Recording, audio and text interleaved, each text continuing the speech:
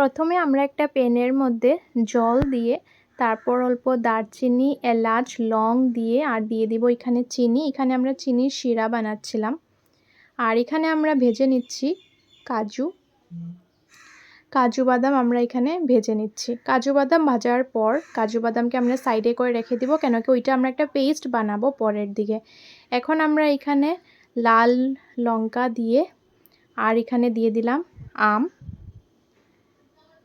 আর এখানে দিয়ে দিয়েছিলাম সম্বাসের মধ্যে মাস্টার্ড সিড। আর এখন ভালো করে নাড়িয়ে নিচ্ছি।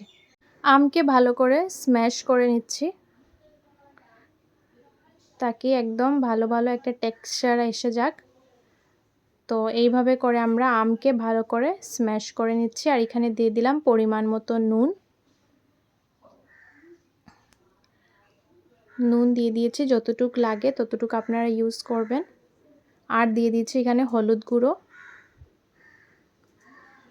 তারপর আমরা ভালো করে মিক্স করে দিব।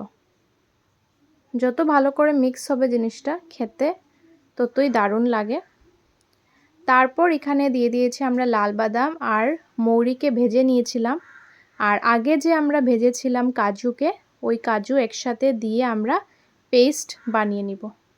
আর এখানে আমাদের শিরাটা হয়ে গেছে রেডি। আমরা এখানে আমের মধ্যে দিয়ে দিচ্ছি। দিয়ে তারপর এখন যেটা আমরা মিক্সার গ্রাইন্ডারে পেস্ট করে এনেছি ওই গুঁড়াটা এখানে আমরা ইউজ করছি। ওই গুঁড়োটাও আমরা শুকনো বানাবো, জল ইউজ করব না। এইভাবে আপনারা একবার খেয়ে দেখবেন আমের চাটনিটা, অনেকই বেশি টেস্টি হয়। আপনারা ভাতের সাথে ট্রাই করবেন। লাইক, শেয়ার আর সাবস্ক্রাইব করে দিবেন। দেখা হচ্ছে আগামী নেক্সট ভিডিওতে।